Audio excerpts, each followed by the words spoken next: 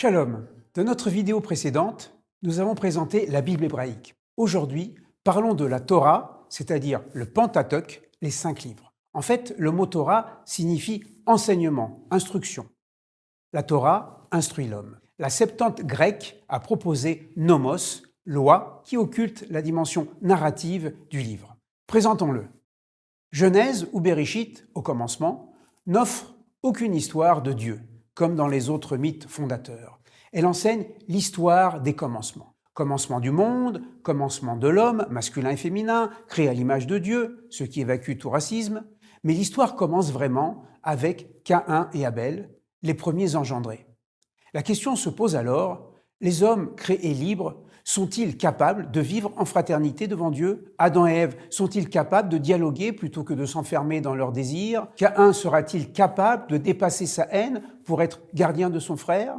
Selon le texte, le meurtre deviendra le premier péché, khatat, et la violence engendrant la violence amènera l'autodestruction de l'humanité que Dieu recouvrera du déluge. Noé, le rescapé, devient le nouvel Adam car il avait été fidèle à la justice et au droit contre les idéologies de son temps. Il sera le premier juste, le tzaddik, le juste devenant le modèle du héros biblique. Malgré les échecs de l'humanité, Dieu ne s'éloigne pas de son monde. Au contraire, il s'en approche davantage, rappelant que l'homme porte toujours l'image divine.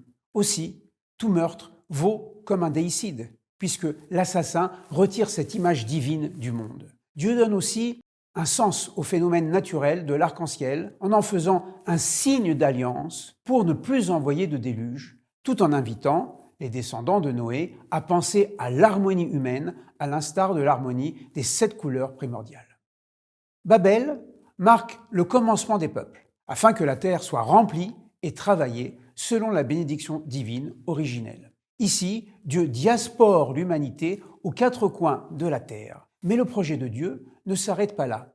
Et il ajoute un autre commencement, le projet d'une nation qui unifiera les 70 peuples et dont la vocation spirituelle consistera à être témoin du Dieu un et vecteur de bénédiction pour toutes les familles de la terre. Abraham recevra la promesse d'un peuple et d'une terre, le pays de Canaan, pour vivre la parole de Dieu.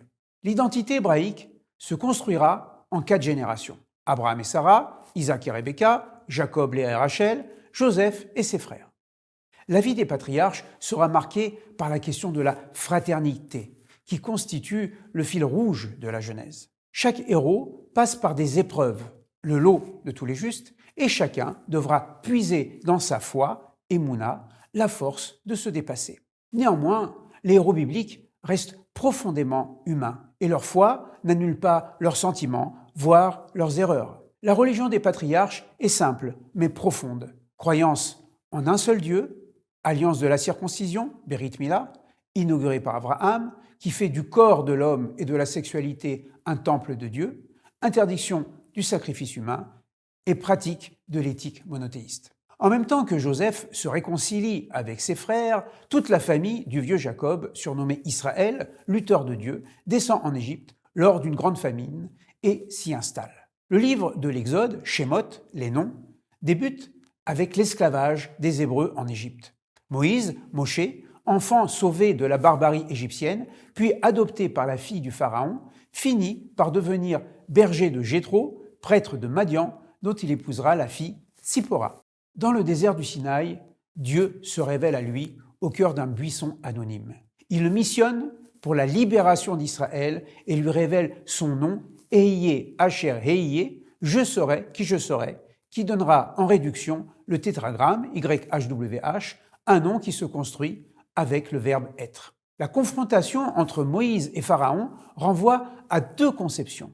Pharaon fonde son pouvoir sur la force, Moïse sur la morale. Avant la dernière plaie d'Égypte, qui enseigne que seul Dieu qui donne la vie peut la reprendre, les enfants d'Israël célèbrent Pessah, la première Pâque, qui inaugurera les fêtes de pèlerinage. Ce cérémonial sera augmenté par une succession de révélations divines pour former l'esprit d'Israël. D'abord le Shabbat, le 7e jour du repos, où la manne du ciel ne tombe pas, mais où la quantité est doublée le vendredi. Puis arrive la grande théophanie du Sinaï, où Dieu fait entendre à tout le peuple, hébreu et non hébreu, les 10 paroles de la citoyenneté hébraïque, code minimal pour la durabilité d'Israël en tant que peuple de Dieu.